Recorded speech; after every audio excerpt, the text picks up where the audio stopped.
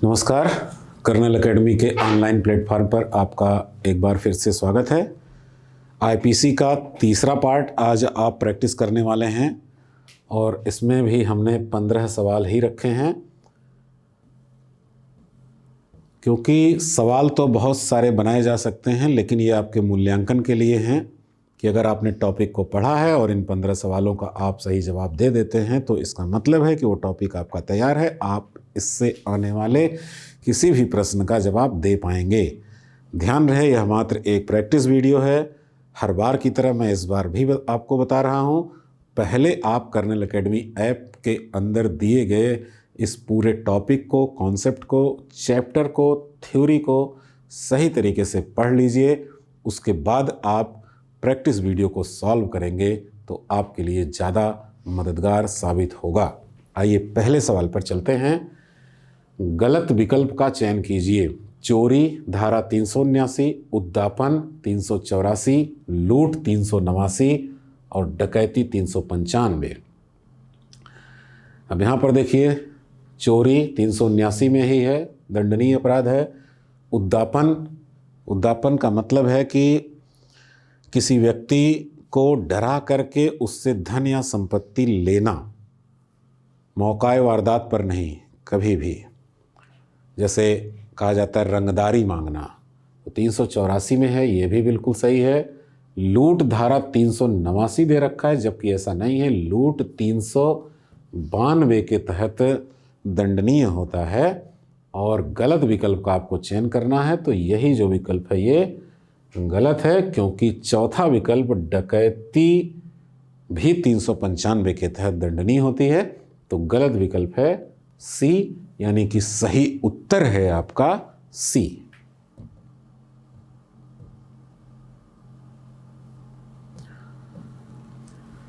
दूसरा प्रश्न देखिए, विचार कीजिए। दो कथन हैं, आपको विचार करना है कौन सा सही है कौन सा गलत है, इसी आधार पर आपको उत्तर देने हैं। लूट उद्दापन का गंभीर रूप है। डकैती में कम से कम 5 व्यक्ति शामिल होने चाहिए।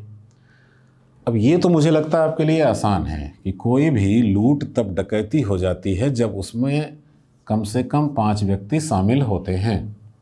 तो दूसरा वाला तो सही है। क्या लूट उद्दापन का गंभीर रूप है? तो बिल्कुल गंभीर रूप है। जैसे उद्दापन क्या होता है, किसी से धन या संपत्ति ली जाती है, उसको धमका करके और किसी दस्तावेज पर हस्ताक्षर करा करके। इसके कई तरीके हैं और वो तत्काल नहीं होता है, वो कभी भी हो सकता है। जैसे आप किसी को धमकाते हैं कि इतना पैसा दे दो, नहीं तो कल का सूरज नहीं देख पाओगे, तो ये उद्दापन होता है।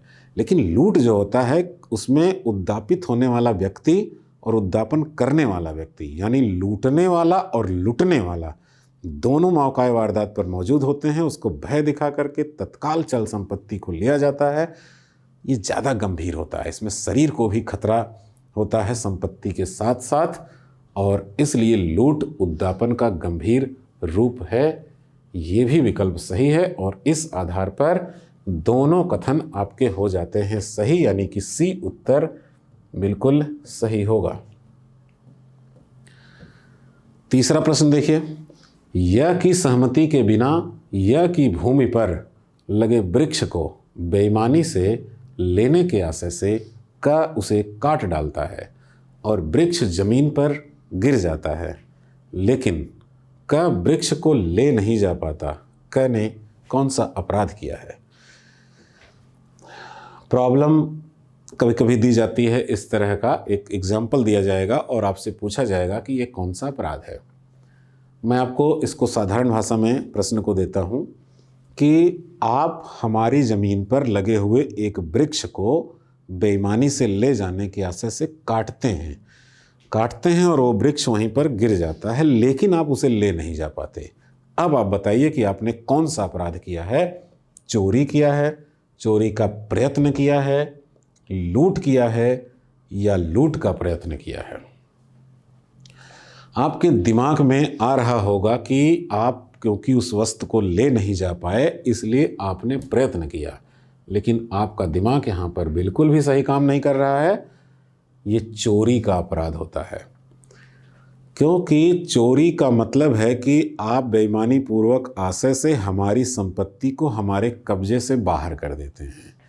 उस वृक्ष का मैं जिस प्रकार से इस्तेमाल करता था उस प्रकार से अब मैं इस्तेमाल नहीं कर पाऊंगा। इसका मतलब है कि वो संपत्ति हमारे कब्जे से बाहर हो चुकी है और चोरी का अपराध यहाँ पूर्ण हो जाता है। अगर आप उसको आरी लेकर के आते और काटने के लिए वहाँ बैठे रहते, लेकिन कोई व्यक्ति वहाँ आ जाता या कोई ऐसी चीज़ होती कि आप चले जाते वहाँ से और काट ना पाते, तो ये प्रयत्न होता। जैसे ही वो वृक्ष जमीन से पृथक होगा चोरी हो जाएगी। ऐसा मैं नहीं, ऐसा भारतीय दंड संहिता की धारा 378 कहती है और जिसका दंड 379 में आपको दिया जाता है।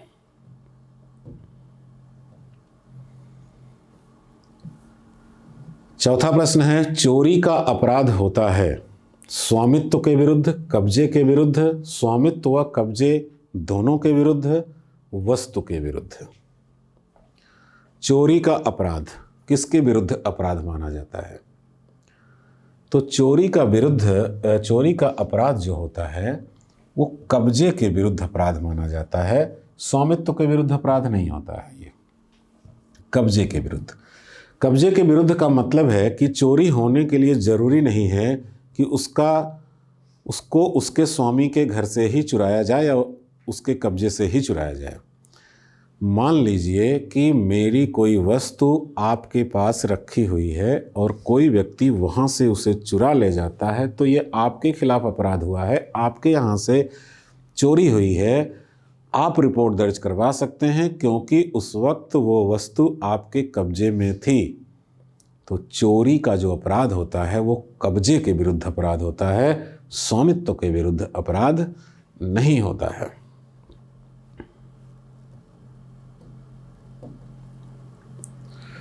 पांचवा प्रश्न देखिएगा, विचार कीजिए। स्वयं की संपत्ति की चोरी भी हो सकती है, यानी कि आप अपनी ही संपत्ति की चोरी कर सकते हैं। दूसरा है, किसी भी प्रकार की आवश्यकता चोरी के कृत्य को न्यायसंगत नहीं ठहरा सकती है। इस प्रश्न का उत्तर दीजिए, एक सही है, दो सही है, दोनों सही हैं या फिर दोनों गलत हैं। प्रश्न को हम आपको समझा देते हैं। स्वयं की संपत्ति की भी चोरी हो सकती है, यानी क्या आप अपनी चुराई हुई संपत्ति अपनी ही संपत्ति को चुरा सकते हैं।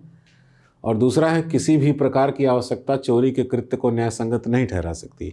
जैसे मान लीजिए, हमने पढ़ाते वक्त एग्जाम्पल भी दिया है कि किसी का भाई है या उसका घर का कोई सदस्य है जो हॉस्पिटल में एडमिट है और उसको ब्लड की बहुत आवश्यकता है, लेकिन ब्लड खरीदने के लिए उसके पास पैसे नहीं हैं। वो ब्लड बैंक जाता है और वहाँ से चुरा लेता है, मतलब हटा लेता है वहाँ से ब्लड को और पकड़ा जाता है। तो क्या उसको चोरी के अपराध के लिए दंडित किया जाएगा? तो उसको उस चोरी के अपराध के लिए दंडित किया जाएगा, क्योंकि किसी भी प्रकार की आवश्यकता चोरी के कृत्य को न्यायसंगत नहीं ठहरा सकती है। ऐसा इसलिए क्योंकि आवश्यकताएं अलग अलग होती हैं। हर व्यक्ति अपनी आवश्यकता को जायज़ ठहरा सकता है। आपकी इच्छा है, आपको बुलेट से चलने की इच्छा हो रही है, लेकिन खरीदने के लिए पैसे नहीं हैं। आपको बुलेट की आवश्यकता है कि मैं बुलेट से चलना चाहता हूं, और आप किसी की बुलेट उसकी जानकारी के बगैर बेईमानी से आप उठा ले आते हैं, तो क्या आपको दोषी नहीं ठहराया जाएगा? तो आवश्यकता, अब ये अलग बात है कि वहाँ पर आवश्यकता अलग रूप में थी, यहाँ पर आवश्यकता अलग रूप में है, पर आवश्यकता चोरी के कृत्य को न्यायसंगत नहीं ठहरा सकती। और स्वयं की संपत्ति के विरुद्ध भी चोरी हो सकती है। जैसे आप अपनी कोई वस्तु किसी के पास गिरवी रख देते हैं और उससे कुछ पैसे ले लेते हैं। पैसा चुकाने के उपरांत वो वस्तु आपको वापस मिल जाएगी, तो स्वामित्व तो आप ही का है। लेकिन अभी बिना पैसा चुकाए आप उस वस्तु को जाते हैं और उसकी जानकारी के बगैर वहाँ से ले आते हैं बेईमानी पूर्वक तरीके से, तो संपत्ति वो आप ही की है। फिर भी आप चोरी के दोषी माने जाएंगे, क्योंकि संपत्ति का अपराध कब्जे के विरुद्ध अपराध होता है, स्वामित्व के विरुद्ध नहीं। इसलिए किसी अपनी ही वस्तु की चोरी हो सकती है किसी व्यक्ति के द्वारा, और यहाँ पर दोनों विकल्प आपके होते हैं बिल्कुल सही।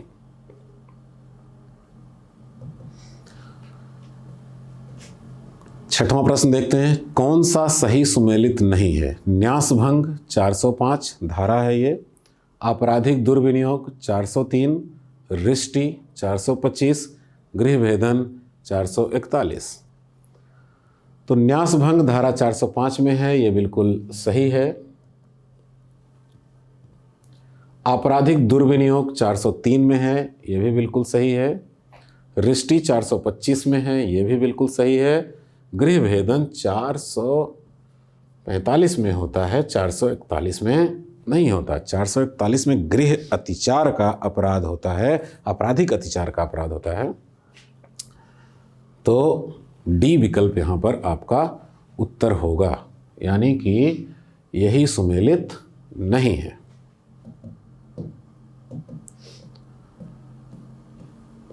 सातवां प्रश्न देख लीजिए, विचार कीजिए। दो कथन हैं, दोनों पर आपको विचार करना है। सही कथन का कौन सा है वही आपको उत्तर देना है। जब किसी वस्तु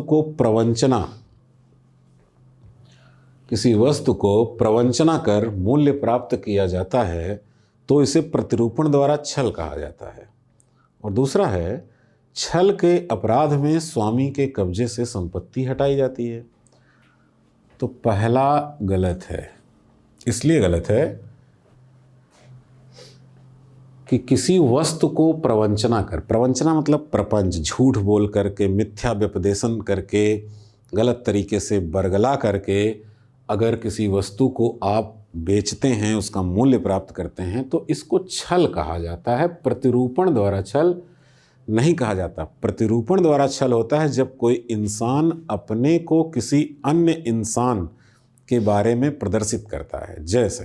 जैसे आप एक सामान्य इंसान हैं, लेकिन आप किसी संस्था में जाइए, सीबीआई ऑफिसर बन करके जाइए, एसआईटी का सदस्य बन करके जाइए, पुलिस ऑफिसर बन करके जाइए और कहिए कि हम जांच करने आए हैं, तो ये प्रतिरूपण है। आप दूसरे का रूप धारण करके जा रहे हैं, तो उसको प्रतिरूपण द्वारा छल कहा जाता है। किसी वस्तु को प्रदर्शित करना प्रतिरूपण द्वारा छल नहीं, सीधा सीधा छल होता है वो। दूसरा है, छल के अपराध में स्वामी के कब्जे से संपत्ति हटाई जाती है। ये गलत है।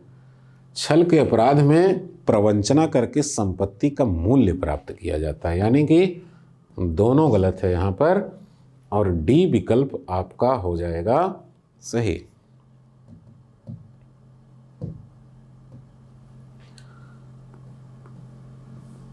आठवां देखते हैं, लूट करने में चोट पहुंचाना से संबंधित धारा है।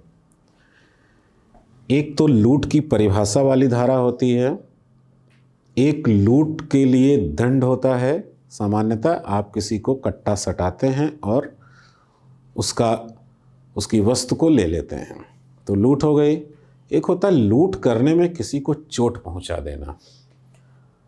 तो मैं आपको समझाता हूँ, ये जो धारा 390 है ये लूट को परिभाषित करती है, 392 लूट को दंडित करती है, और अगर लूट करने में चोट पहुँचाई गई है तो आपको 394 के तहत दंडित किया जाएगा, यानी कि यही इसका उत्तर होता है। 395 डकैती को दंडनीय बनाती है।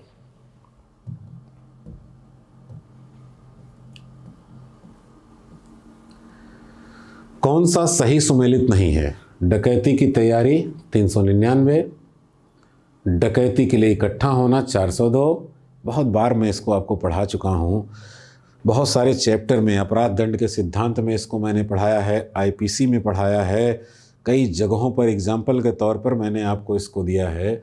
तो डकैती की जो तैयारी होती है वो 399 में ही होती है। डकैती के लिए इकट्ठा होना 402 में होता है। डकैती के लिए जो दंड होता है ये 395 में होता है। 391 में तो डकैती की परिभाषा होती है, यहाँ परिभाषा दी गई है। उपर्युक्त सभी सुमेलित हैं। ऐसे कैसे सुमेलित है भाई? ये सी वाला सुमेलित नहीं है और यही आपका उत्तर हो जाएगा।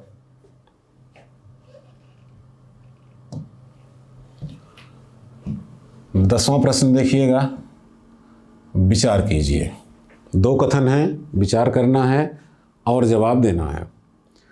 रिष्टि का अपराध मात्र पीड़ित व्यक्ति की संपत्ति को नुकसान पहुंचाकर किया जा सकता है, और दूसरा है सरकार के विरुद्ध भी रिष्टि का अपराध हो सकता है। तो ध्यान दीजिएगा, रिष्टि का मतलब किसी संपत्ति को नुकसान पहुंचाना जिसका आशय हो कि किसी मनुष्य को ग्लानि हो, क्षोभ हो, इसको रिष्टि का अपराध कहा गया है धारा 425 के तहत। तो सवाल यह है कि रिष्टि का अपराध, जैसे आप हैं तो आपकी संपत्ति को नुकसान पहुंचाऊंगा तभी आपके विरुद्ध रिष्टि होगी, ये पहला कथन कह रहा है। यानी किसी अन्य की संपत्ति को नुकसान पहुंचाया जाएगा तो आपको रिष्टि नहीं होगी। अब आपको डिसाइड करना है ये सही है या गलत। दूसरा है सरकार के विरुद्ध भी रिष्टि का अपराध हो सकता है। क्या रिष्टि सिर्फ प्राइवेट व्यक्तियों के विरुद्ध होगी या सरकार सार्वजनिक संपत्ति को नुकसान पहुंचा करके भी रिष्टि हो सकती है? तो पहली बात कि सार्वजनिक संपत्ति हो चाहे निजी संपत्ति हो, किसी को भी नुकसान पहुंचा करके रिष्टि का अपराध कारित किया जा सकता है। यानी कि दो तो सही हो गया भाई। रिष्टि का अपराध मात्र पीड़ित व्यक्ति की संपत्ति को नुकसान पहुंचा कर किया जा सकता, ऐसा नहीं है। किसी भी संपत्ति को नुकसान पहुंचाइए जिससे किसी मनुष्य को क्षति हो तो वह उसके विरुद्ध रिष्टि का अपराध माना जाएगा। जैसे मान लीजिए, हमने चैप्टर पढ़ाते समय एक एग्जाम्पल भी दिया है कि आप किसी बस से यात्रा कर रहे हैं, आप हमारे बस से यात्रा कर रहे हैं और हम बीच रास्ते में बस को रुकवाते हैं, आपको उतरवाते हैं, सभी यात्रियों को उतरवा देते हैं और बस को आग लगा देते हैं। संपत्ति किसकी जली? हमारी। किसका नुकसान हुआ? हमारा। लेकिन क्या आप अपने गंतव्य स्थल तक पहुंच पाएंगे? क्या आपको ग्लानि नहीं होगी? होगी।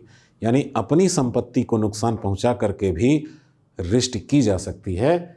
बिल्कुल आवश्यक नहीं है कि पीड़ित व्यक्ति की संपत्ति को ही नुकसान पहुंचाया जाए। यानी कि पहला वाला गलत है, सिर्फ दो यहाँ पर सही होता है, यानी कि बी आपका सही उत्तर होगा।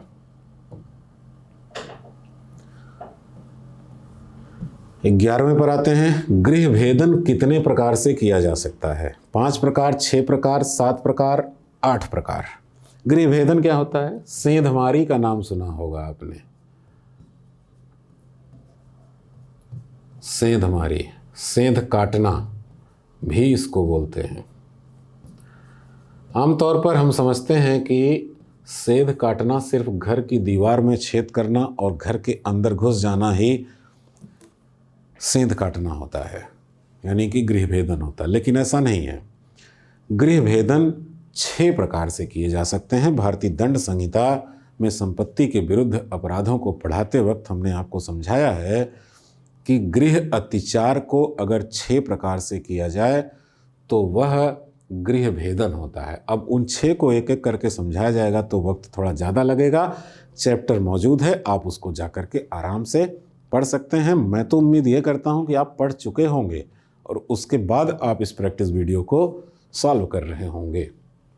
6 प्रकार से गृह भेदन हो सकता है, यानी कि आपका जो बी है वो सही उत्तर है।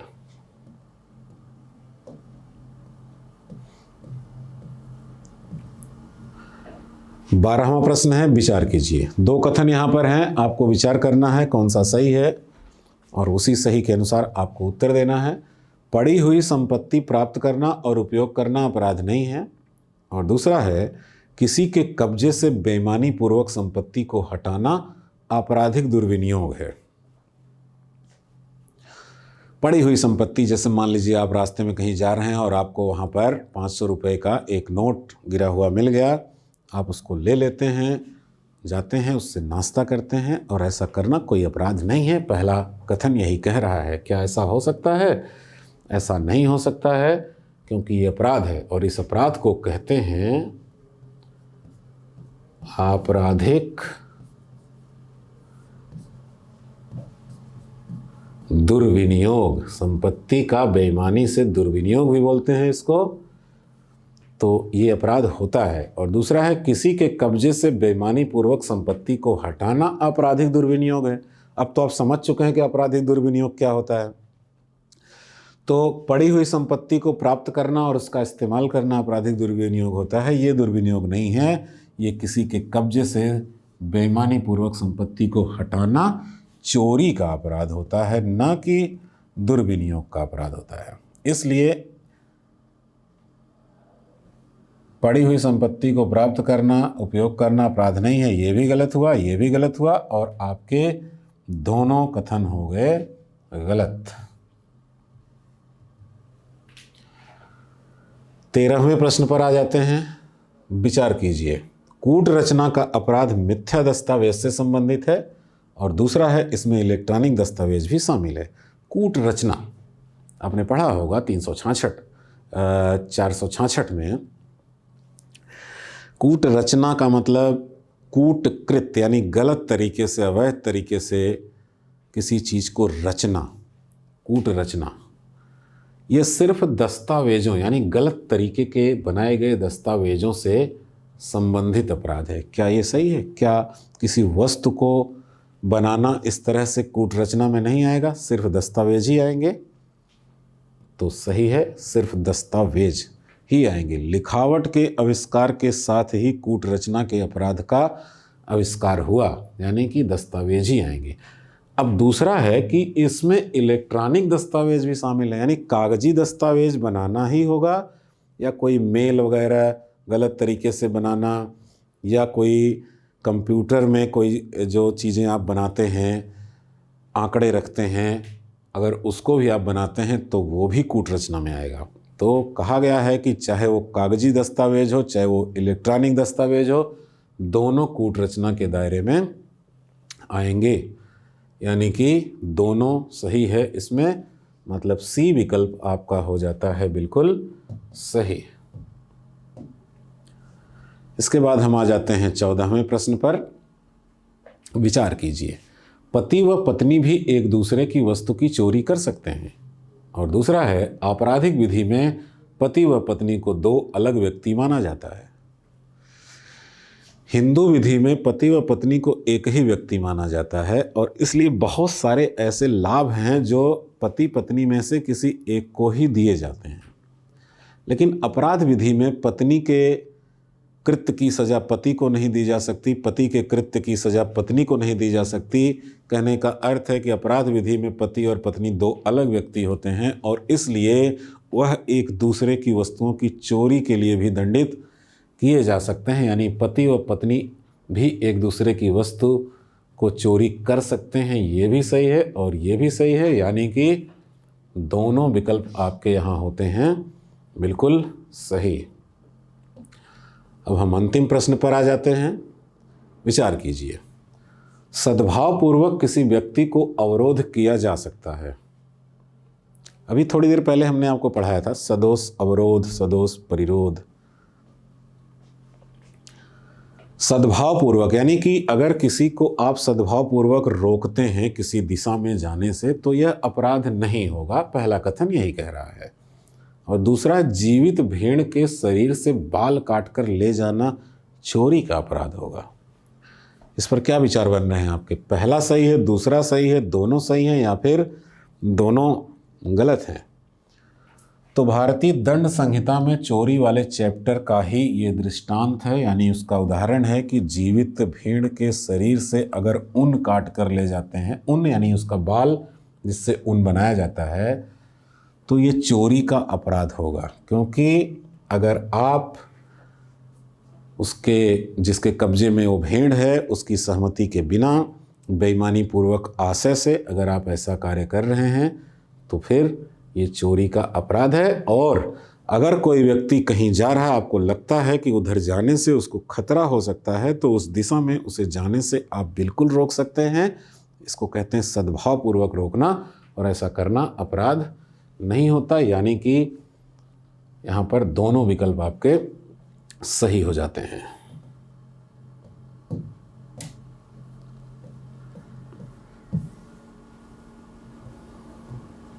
चलिए, यहाँ तक आकर के आपका 15 सवाल समाप्त होता है। उम्मीद करता हूँ कि इससे आपको काफ़ी मदद मिल रही होगी। बहुत बहुत धन्यवाद।